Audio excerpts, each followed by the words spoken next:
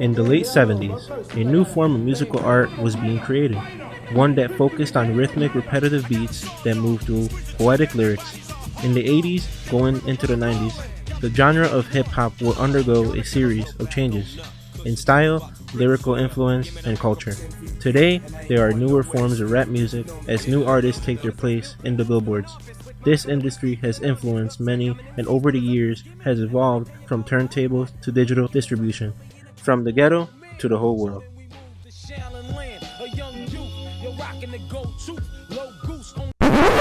Hip hop started in the late 1970s in New York City, mixed with the culture of breakdancing and graffiti art.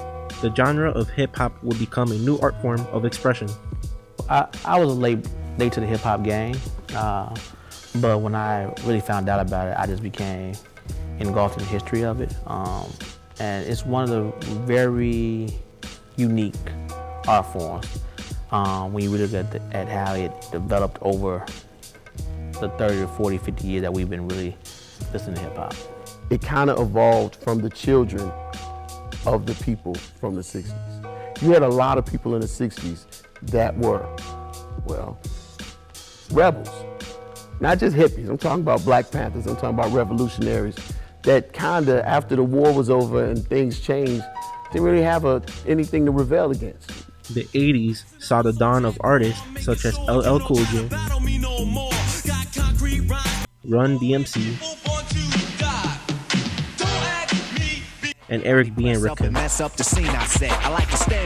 There was a lot of really great rappers who was during that time frame. If you go further back, you got, the LL Cool J's, the Run DMC's, the Kool Moe D's, and just people who really knew how to get the crowd involved in what was going on. The start of hip-hop featured artists known as MCs who, apart from the actual rapper, would keep the crowd energetic.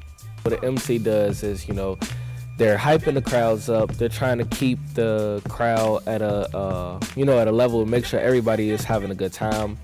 The rapper is usually the person just like performing the song and everything. The MC is like maybe the person that would come in on a hook and add more energy to that hook and, get everybody more engaged. You want to be an MC because you're the controller of the crowd. You're the one that's getting the crowd hyped. You control the atmosphere, and that's what the MC was to do. By the start of the 90s, hip-hop had seen the start of new styles, such as New York hardcore rap and LA gangsta rap. West Coast was gangster all the time.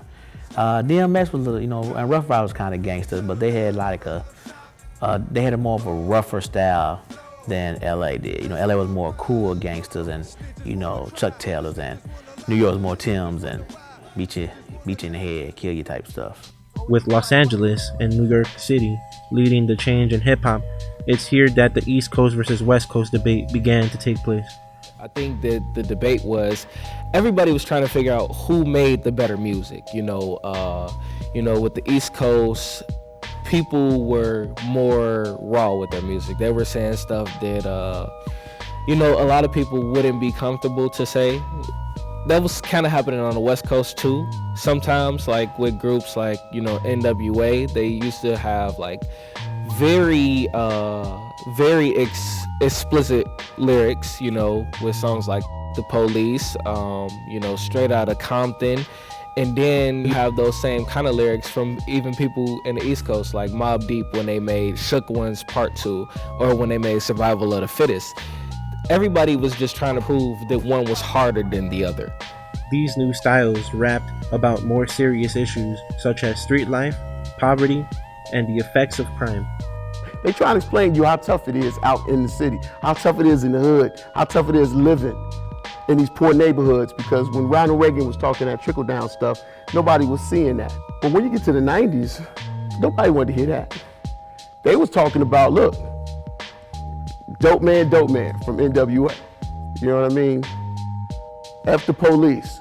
They wasn't talking about look. They was talking about we gonna do something.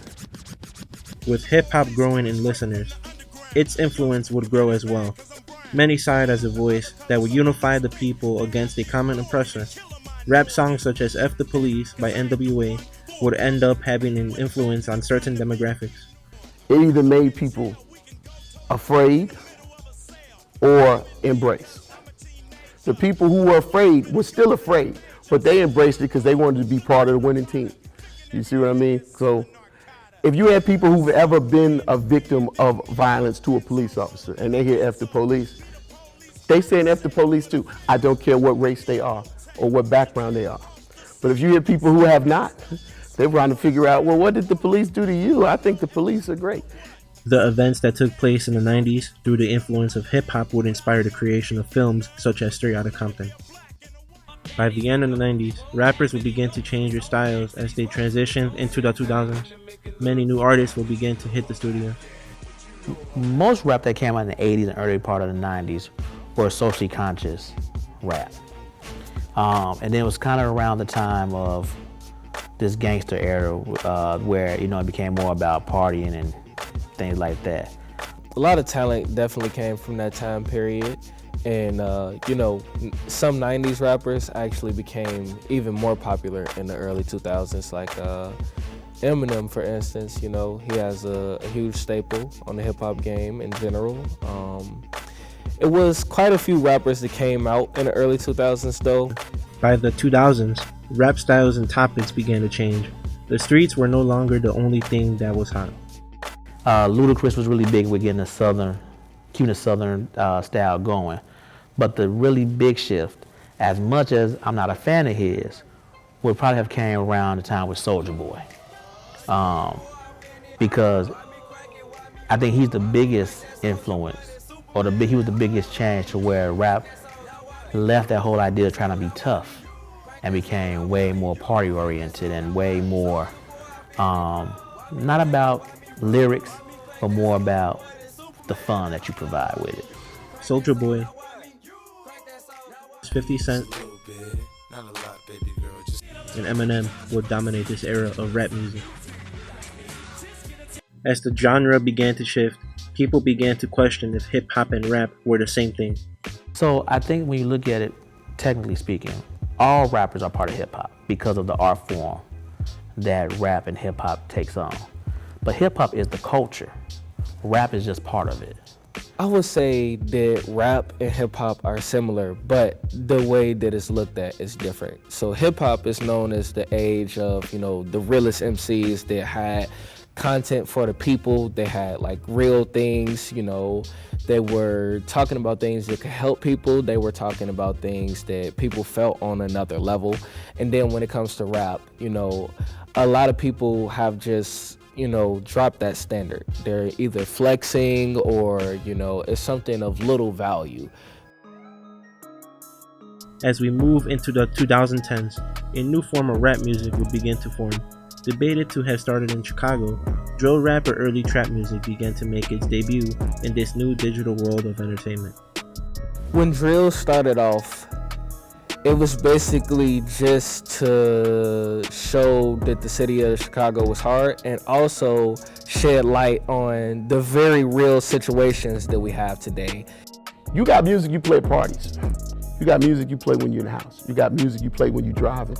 If you got music you want to play while you're selling drugs, go ahead. But see, that's all part of who you playing the music for. And sometimes people glorify, fantasize about other sides of that life, and so that's what they do. I think it's a dumb situation because no successful rapper has also been a successful drug dealer.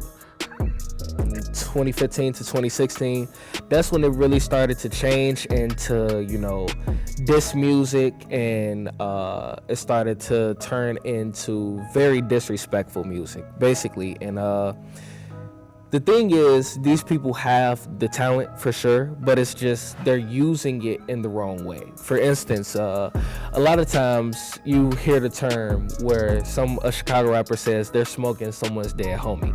And you see that a lot. And even now you see in some songs they actually explain a situation as in one of their enemies died and how they died, what their last words were in songs. And these things are just insane that we actually live in a time where people snitch on themselves in music. With a completely different style and expression form, trap music would produce new artists such as Chief Keef, Future, and Amigos. On me, keep me company. Hey, we did the most, yeah. Pull up and goes. The hip-hop from the 70s, 80s, and 90s show almost no similarities when compared to the modern age of rap music. Many are still wondering what caused such change in this industry. I think the biggest shift came from where labels started putting money behind and what they started pushing to people, that now the baby is more profitable than, say, a De La Soul type of rapper. Back then, when people got into music, you could really tell that it was their passion. It was something that, you know, they've been thinking about at least most of their life. But now, a lot of rappers, when they're in interviews and things like that, especially pertaining to trap music, they say they got into rap because, you know, they didn't want to work a regular job, or, you know, it was an easy way out. They wanted to make more money. Their heart is not in the right place when they make music anymore. You can see that. Many new age rappers still embody the foundations of traditional hip-hop music, according to many. Not only has hip-hop changed, but the audience has changed, as we know. But I think the artist that embodies hip-hop as in its original form is like Joyner Lucas. He has his own twist on it, of course, but he still has the same values of these artists that actually love the form for what it is. J. Cole, easily. Kendrick Lamar, easily. I mean, those are two of the biggest things I can think of top of my head. I still think David Banner, when he puts stuff out, is still, you know, trying to reach that core. I mean, Eminem is a modern rapper, but, you know, he's old too, but, I mean, he's still, you know, he hasn't really went too far from that whole thing. Hip-hop has been an inspirational art form for some.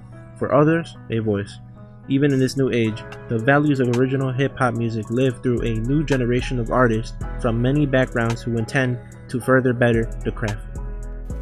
It's just about the idea of letting it evolve. You know, you don't know where evolution is going to go. You just watch.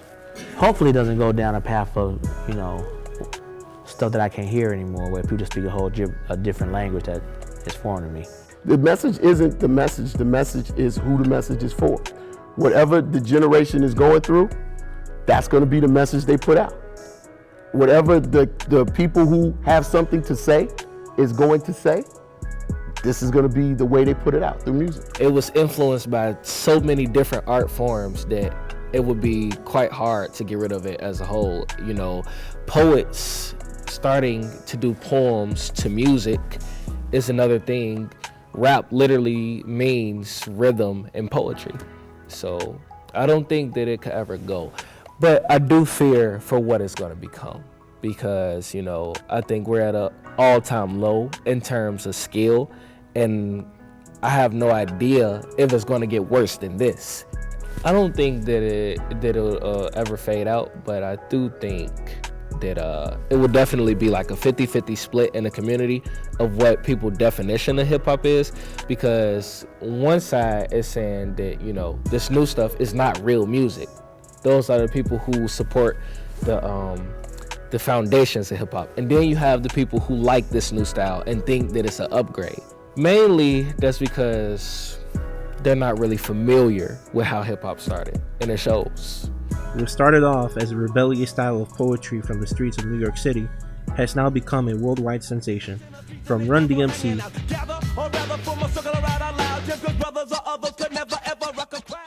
to Tupac to Eminem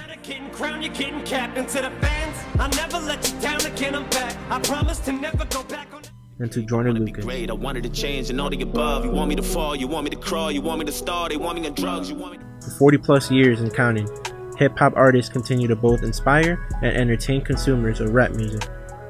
As we enter the 2020s, the rise of new artists will be imminent, as social media and digital streaming allow for an increase of distribution. With these new outlets, the possibilities are endless, as new artists work to move their talent from the streets